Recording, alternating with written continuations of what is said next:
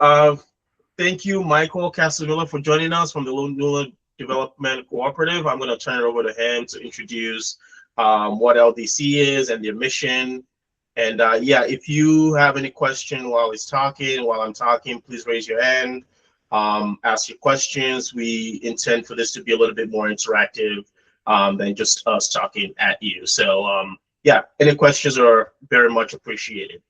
Michael, take it away. All right. Hi, everybody. Thanks for tuning into this. I have kind of an exciting project to tell you guys about, but if you haven't heard of it already, my background, though, first is in economic development on Earth. So I'm a lawyer, but I primarily work on helping countries devise special jurisdictions, which are areas that operate under different rules than the rest of the country. So that includes special economic zones, free ports, charter cities, if you're familiar with those. I basically design the governance for those projects. I draft legislation, work out relationships between the zone or city and the national government, and help work on the internal rules and rulemaking processes for those. I started out working primarily in the international development space. So I was working under a lot of World Bank or UN contracts. And then increasingly, I started working directly with governments and then with some private developers of new zones and cities.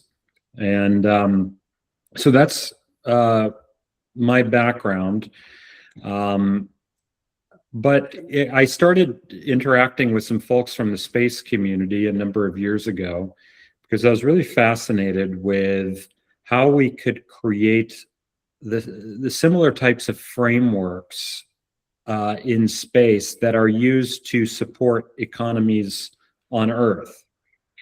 And essentially what this involved is, looking at the specific constraints, legal, political, scientific, technological limitations or constraints around how we can create a sustainable lunar economy and markets and so forth in space. I kind of took an approach that was very similar to what I would do in kind of challenging investment climates on Earth. And I realized that there's a lot of similarities if you are trying to build a hydroelectric power plant or some type of new special economic zone in a developing nation or a conflict-affected country. You've got a lot of similarities in that financing large-scale infrastructure that doesn't generate a profit for sometimes decades into the future is a major question and challenge.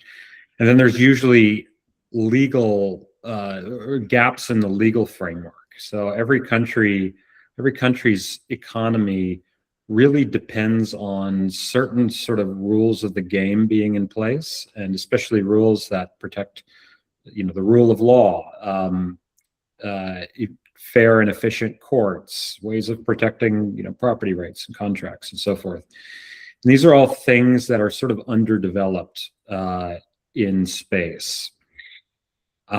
So the idea that I came up with is called the Lunar Development Co-operative, and it's built up a lot of kind of high-level support from people who are influential in the space community over the last few years, both policymakers and industry leaders. And the idea is basically this. We would form an economic development institution for the moon. And what this would mean is pooling together investment from nations that would invest through infrastructure investment vehicles, things like sovereign wealth funds or development finance banks that they currently have, using that to de-risk investment in large-scale infrastructure that has a long-term return horizon, generates a return on investment over the very long run. And so it de-risks that to allow commercial investors to enter. This is very similar to a blended finance model that you might see on Earth that are commonly used to finance seaports and airports and power plants and so forth. Other types of infrastructure that are needed to create an economy. So the LDC would do that, combining investment from nations and private companies, would then use that investment to begin developing infrastructure that would include things like sending prospecting missions to gather better information on lunar resources and terrain, power plants, roads, communication systems, landing pads, and thermal management systems, other things that are needed for the moon. And in order to solve the kind of governance issues, the legal framework gaps that I described, it would make that infrastructure available to those companies or government agencies that have agreed to abide by certain rules of conduct. And those rules of conduct would be what's necessary in order to support free market development on the moon. So things like preventing harmful interference. When somebody's already invested assets in a particular location, LDC members would be prohibited from engaging activities that interfere with their activity there. So we can give people some measure of investment protection, for instance.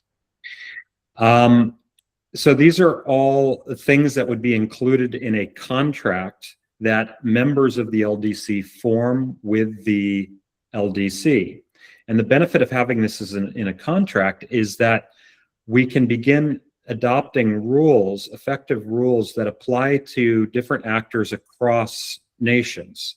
Because if it was just one nation can sort of operate, can adopt a law, and everybody under that nation's jurisdiction would all have to follow the law. But the problem is in space is that you've got actors from many different nations, and no one nation can claim sovereignty over territory in space, according to the Outer Space Treaty. So this is a model for basically adopting some effective rules of the road that are legally binding and can be enforced in courts or arbitration centers on Earth without needing a nation to claim sovereignty and use their sovereign powers to adopt laws over space. That's the idea in a nutshell. I could go into some details about what we've been doing to implement this and what we're planning to do next, but we wanted to make this interactive, so maybe I should pause there and see if there's any questions before moving forward.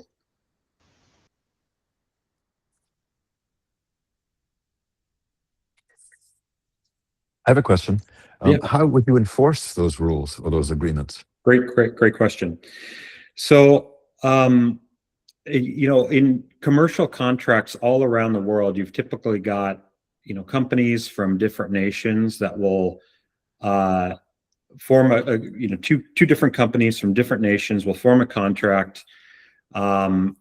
They will typically specify in that contract what nation's laws will apply to resolving disputes with the contract, and they'll specify where they would want those disputes resolved. Like they'll specify the courts of a particular nation, or they'll pick an international arbitration center as the forum for resolving disputes. This is also done through investor-state agreements. So in other words, before an investor is opening up a new business in a new country, they will sometimes form contracts between the company and the government of that country. And that will also specify the laws that are applicable to the agreement and where they'd want disputes resolved. And very often, those disputes are resolved in arbitration centers outside the country, because the investors usually doesn't want to trust the country's courts when it's a case between the government and the investor. So we would adopt a very similar model here with this. The LDC member contracts would specify the governing law and the courts or arbitration center where disputes would be resolved. That might be just picking a nation and saying these, like the United Kingdom, let's say, just throw it out there. United Kingdom's laws will apply to this, and UK courts will govern disputes. We would do something similar, but exactly what nation we'd pick, what laws would apply to it, is something that we'll be studying and working with stakeholders to figure out over the coming years. So, I have a question as well. So, how does this work outside of the frameworks? Because we've had the Artemis Accords, the kind of what we've seen out of Luxembourg, those their lunar frameworks. Outside of those, how does this kind of work? yeah, good question. So the LDC would basically be sort of an implementing agency for those agreements. So the LDC member contract would be totally consistent with the Outer Space Treaty, with the Artemis Accords, with the domestic laws of its member nations. The virtue of the LDC is that usually those sort of international agreements are very broadly worded. They're sort of vague. Their main purpose is to set forth kind of these general principles, which are very important to have, don't get me wrong. But in order to have rules that actually govern economic exchange and sort out, rights between the parties, you really need much more specific language, and language that's more effective and enforceable. So what the LDC could do then is use its member contract to translate, to build on top of Artemis Accord recommendations and other international agreements, to build on them by translating them into much more specific terms that are then enforceable. So it becomes sort of a way of making all of these agreements much more effective. And these agreements normally aren't enforceable by themselves too. So this would provide an extra way of enforcing them. Yeah, I have a question. Hello, Michael. Let's put this into perspective. Do I think sorry. Can you hear me? Yeah, now I can. Yeah. Okay, cool. Putting this into perspective, there are, in the foreseeable future, only 3 nations that can land on the moon, right? China, Russia, and the US. What's the incentive for any of the other 2 players to participate on this? Because they're believing that they would need an incentive. That's what is the incentive for making China pick up the rover, say, go to the South Pole, say that you're not going to explore this stuff over here. When you put your poles in here, you're going to let the US put the probes. Say to Russia that, okay, you're not going to do the same thing on the South Pole. How? What's the incentive? What is it in that for them? Mm-hmm. That they, that's one thing. And then the second thing is, I'm playing devil's advocate in here, of course. Why would they even need these? Meaning, in the short term, first 15 years, imagine that Starship can effectively land there in the next 5. Mm-hmm. Why would they even? What's in it for them, and why do they need these? Yeah, great. So first of all, the LDC is designed to be an infrastructure investment vehicle. This is very different from how even the major space powers are currently funding space programs, which are through government budget appropriations. Like, imagine how NASA's funding works. It's conditional on Congress, allocating a certain amount of money to it. But this is using the same tools that nations around the world use to make investments in infrastructure, investments that are actually designed to yield a profit, as opposed to space budget appropriations. So when any of these nations choose to make an investment in the LDC, they'll be tapping into the much larger pool of funds that are available for infrastructure investment that generates a return. That return comes through a mechanism we have for internalizing the rise in value of the lunar economy. Basically, we provide this valuable infrastructure. We create these very profitable, successful hubs on the lunar surface. The increased economic value of that location is captured by is partially internalized into the LDC through these site use registration fees, which I could go off on a whole tangent about that, but there's a great white paper that kind of breaks this down. So the simple answer is, if you are asking all of China, Russia, and the United States to say, hey, join this kind of collaborative agreement where we're all going to pool government appropriated funds and taxpayer funds into shared infrastructure and I'll play along, that would be much more difficult than the LDC, which is saying, use funds that you're already making investments in infrastructure on Earth to jointly invest in infrastructure on the moon. And that's infrastructure that will yield a return on your investment. A shared investment is much more likely to get multiple nations taking part than not. Now, it might be unlikely that we get, all three of those major powers to actually take part, but that's okay. The LDC could be going forward with just the United States and a few allies, European nations, whatever. There is also a world in which the LDC has basically collected a whole bunch of nations with smaller space programs, South Korea, European nations, Brazil, Japan, South Korea, other nations that have space ambitions, because the size of their space programs doesn't really matter that much to making the LDC successful.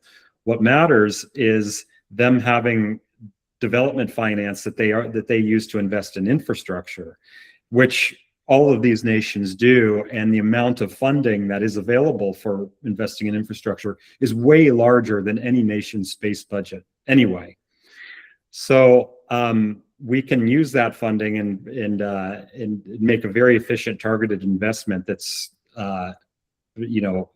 that's modest by typical large infrastructure investment standards on the lunar surface, and begin actually building real infrastructure that attracts users. I hope that makes sense. There's also something else that I didn't mention that's kind of baked into this design, which is that no one nation will be able to have significant control, so much control over the LDC's decisions that they can use the LDC access to LDC infrastructure as leverage for their own independent business interests or political interests. There's a few different ways we might design in that structure, but it might be like a cap on total voting control in the LDC. What we don't want is one very large private sector, investor who's got a bunch of independent space investments controlling the LDC and using it to restrict competition against their other industries. We also don't want one nation effectively appropriating the LDC to achieve purposes that are unrelated to the economic development of the moon, like military purposes or sort of wasteful political pet projects. So I'll throw that out there. And I think I'm going to get your name wrong. Alicia? Yes. Hi. So I'm curious, you kind of touched on the Artemis Accords before, and really this idea of open standards is becoming a very prevalent thing as we get more commercial partners sending things up in space, the ability to be interoperable. That's actually one of the core components of the Artemis Accords as well. So I'm curious in terms of manufacturing things, even, down to something as simple as a consistent system of, electrical, wattage or whatever it is for your particular LDC standards, I suppose. Are you going to be dictating things around manufacturing and interoperability as well for that? Yeah, good question. So the LDC is going to be incentivized to have sort of a light touch, basically to only be dictating things when necessary in order to kind of achieve, economic efficiency, to make the market work well. So that might include standardization. Like, for instance, if it emerges that there are certain, interoperability standards that would make it much more efficient because everybody's using the same, same standards for equipment and stuff, then yeah, the LDC could begin either encouraging softly or requiring, if necessary, its members to all be using those standards. But another important feature of the LDC design is that these rules that the LDC adopts will sort of emerge gradually from the bottom up.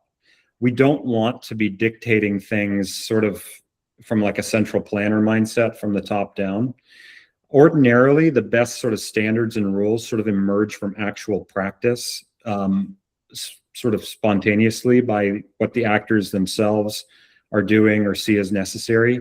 So we want to, part of the design of the LDC is to have members be sort of discussing and figuring out what types of standards they're all going to agree to. And then the LDC effectively sort of adopts those once they have sort of a consensus behind them, and in order to encourage widespread adoption.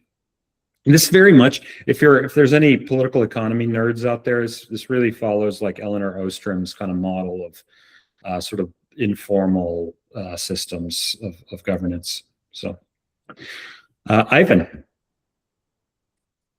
Hi. First off, I want to say thank you for, creating rules that aren't like maritime rules and adding some modernity to the whole situation.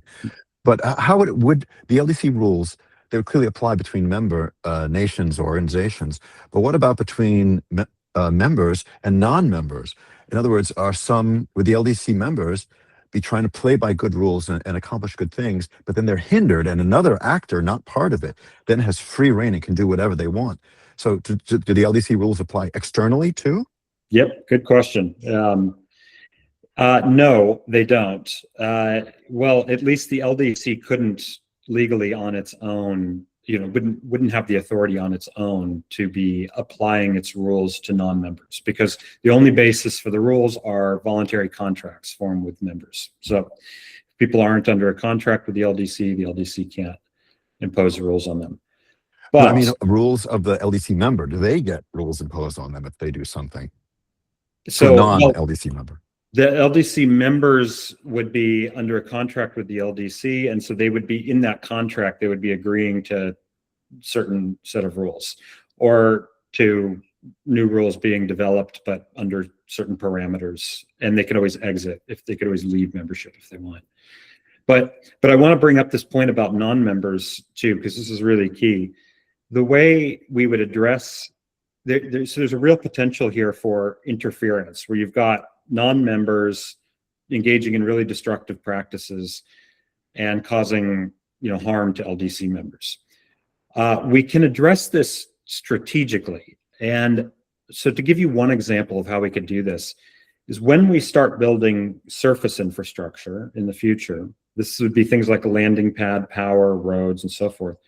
We're going to cluster them at just one, maybe a couple of very high value locations. Once we've done that, the only parties that are likely to operate nearby will be members. The reason is because if you're a non-member, you'd have to build all of your own redundant infrastructure right next to it, and because you don't have access to the LDC's infrastructure. So what this can happen is you create these little clusters of LDC members, and non-members would likely operate further away, where the risk of interference with LDC members is less likely and less severe. So we can begin to see, even if the LDC is only adopted by a small subset of total space actors, we can at least create these hubs of good governance and prosperity, even if the other areas are sort of dominated by other actors. And this is kind of similar to the function that free ports played in the 19th century and earlier, like in Hong Kong and so forth, where you had sort of these hubs of kind of cooperation and economic prosperity, even when the rest of much of the rest of the world was dominated by huge empires that restricted competition and trade. Does that make sense? Happy to field any other questions if you've got them. But I could move into a little bit into like what we've been doing to create this and what we plan to do next. So we have been beginning to work with a number of commercial space companies, with think tanks, universities, and beginning to have conversations with government space agencies from around the world in order to help shape what the LDC looks like. We have 24 organizations that have signed letters of support saying they want to be a part of helping shape the LDC. That includes a NASA CLIPS provider, an LTVS provider, Thales Alenia Space, and they're spread across 9 different nations so far.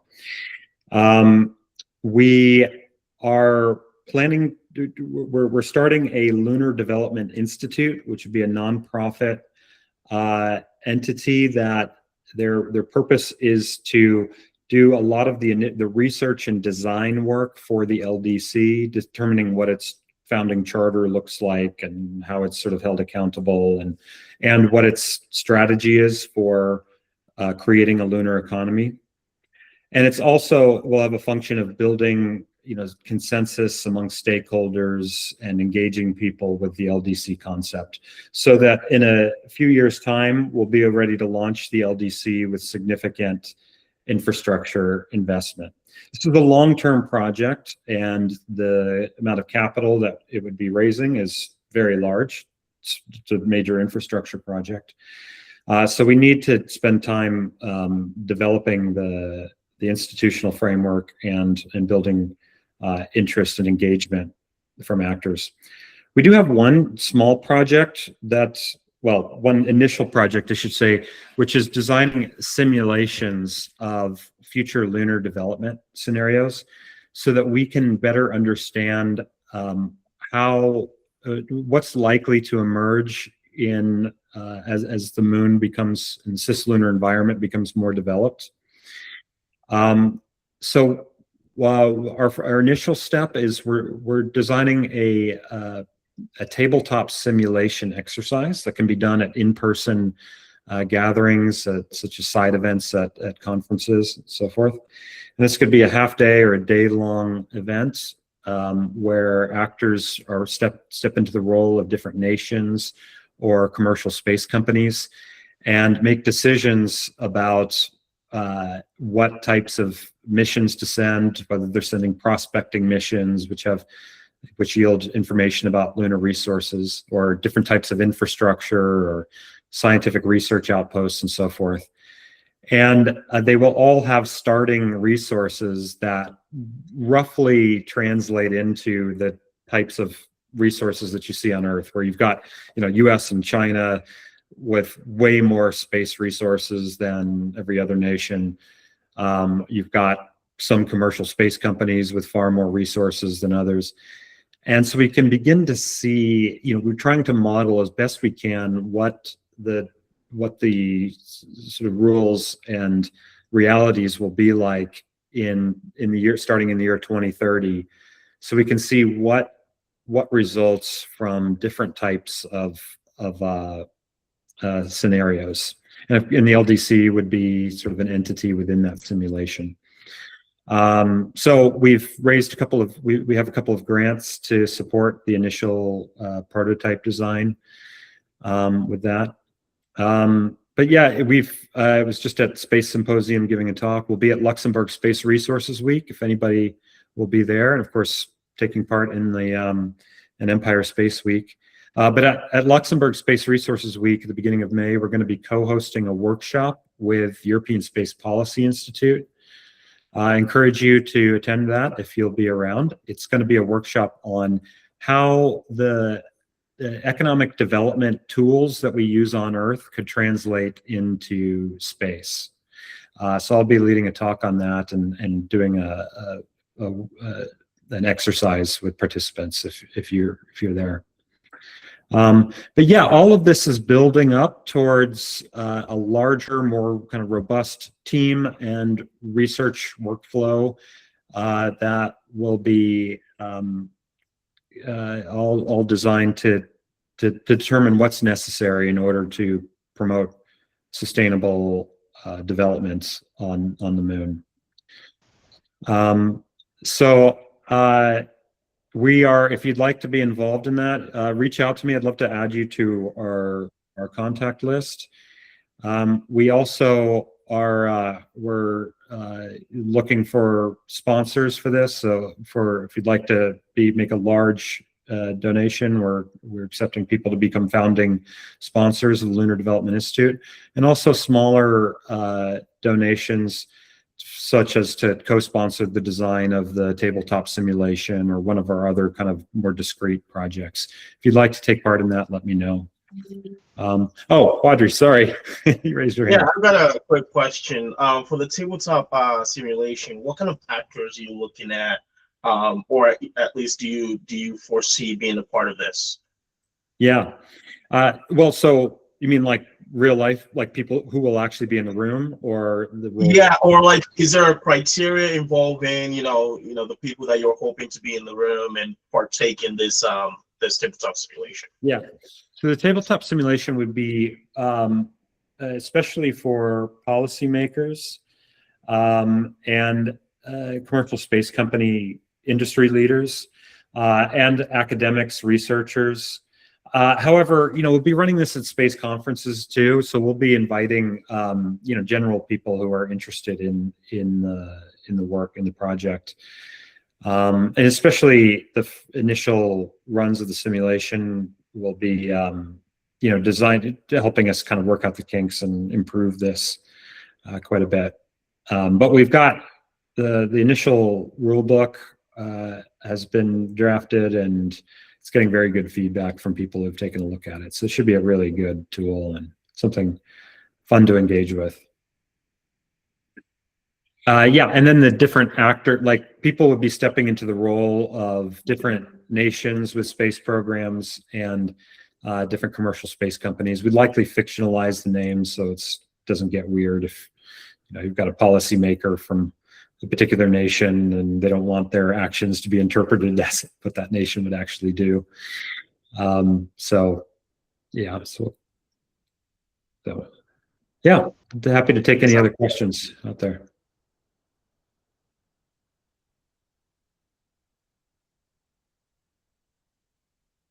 If there are no other questions, we can kind of move into the New York connection and benefit segments. What are the I guess benefits of kind of remaining in New York? How do you want to leverage the location being close to New York City moving forward? Yeah, well, I live in the Hudson Valley in Beacon, a little short train ride away from Grand Central Station. New York is obviously a great hub for the space industry, a lot of kind of course finance.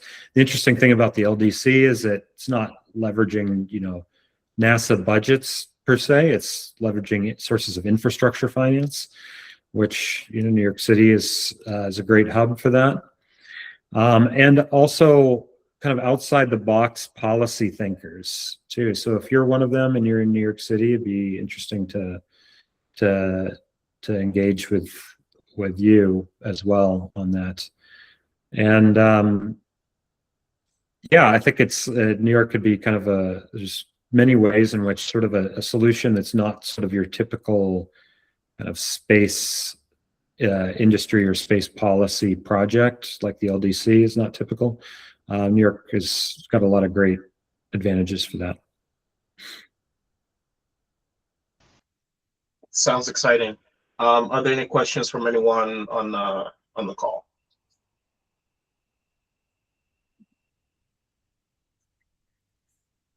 Okay. Well, I was Yeah, going go to ahead. say, if you there's a lot, there's many more resources at our website, lunardevelopmentcooperative.com. There's also information about who's on the team so far. We've got a really impressive working group and group of advisors up there, and you can see the companies that have signed letters of support. And there's some great resources. There's video presentations. There's a paper we presented at IAC last year. It's got a great, concise summary of the LDC concept. There's a longer white paper that's more comprehensive, goes into a lot more detail about the different parts of this. So I encourage you to have a look and reach out to me afterward. I'd love to hear what you think. Awesome. Excuse me. I know we talked about a lot. Michael, thank you so much for giving us that rundown. You know, the Lunar Development Cooperative is something that, you know, we at Empire Space, especially Patrick, is very, very sorry he couldn't be here today. As always, love to hear more about. So if you have any questions, the website to their website is posted in the chat. So I appreciate you guys going over there and discovering more. We look forward to seeing everyone at Space Week. I really hope that I get to see a lot of people put some names to the faces or faces to the name. I don't know if you're coming down, Michael. Yep. That would be great to catch up and talk a little bit more about the tabletop exercise. I'm very interested in that. Would love to be a part of it in some fashion. But if there are no questions, we can go ahead and wrap it up. Natalie, there we go. Can you hear me okay? Or should I get my mic? You're coming in. Okay. So this is a bit of a zeitgeist, you know, art imitating life, life imitating art question. I'm guessing it's probably likely many of you watch For All Mankind. And if you don't, you better. And so I'm really curious, Michael, how much having television, movies, Hail Mary Project, you know, other things elevating the importance of space law, of, you know, what other nations are doing helps your cause. I'm not trying to make it like it's all about the cult of personality, but I do think that it changes the awareness level more than just the people who are very passionate about this area. My humble opinion, but this is your zone of influence. So I'm just curious how much having things like that out there helps this whole lunar cooperative effort. Yeah, I think it does. I mean, I think like The Expanse was another show that's more long term than For All Mankind. I think it helps people envision what a future would be like, where we are developing space resources and expanding out into the solar system, when it moves beyond just sort of these kind of small scale scientific missions to things where you've got a wide range of commercial activities and people, you know, living in space and communities. There's sort of some common themes in a lot of these sci-fis that I think are really worth thinking about, especially the more kind of realistic, kind of near-term sci-fi that we need to address. What's it like, you know, what's it like to begin building settlements in areas that are not really under the effective control of any one nation, for instance? And if people are living in those communities, how do you ensure basic freedoms and, you know, human rights protections for them?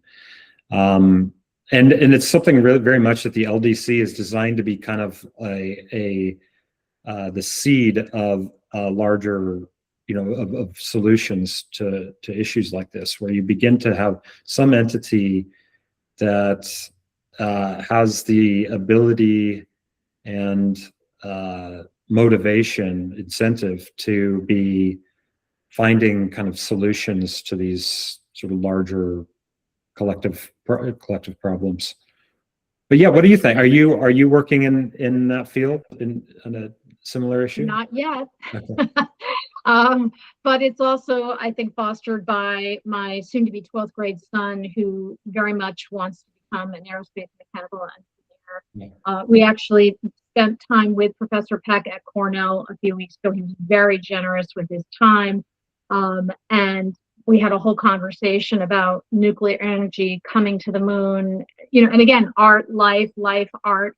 Yeah. So I think it's my own passion and wanting to support this community through what I do really well, which is communications and engagement and events and connecting different people within an ecosystem.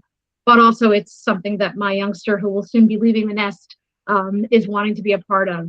So it's multiple points. Great. That's great. Great to hear. Cool. All right. If there are no other questions, thanks, Michael. Really appreciate your time. Yeah. Really appreciate you being a part of Space Week. And thank you everyone on the call for joining, taking the time to listen and ask questions. Really appreciate it. Great. All right. Bye, everyone. Thanks, everybody. Bye.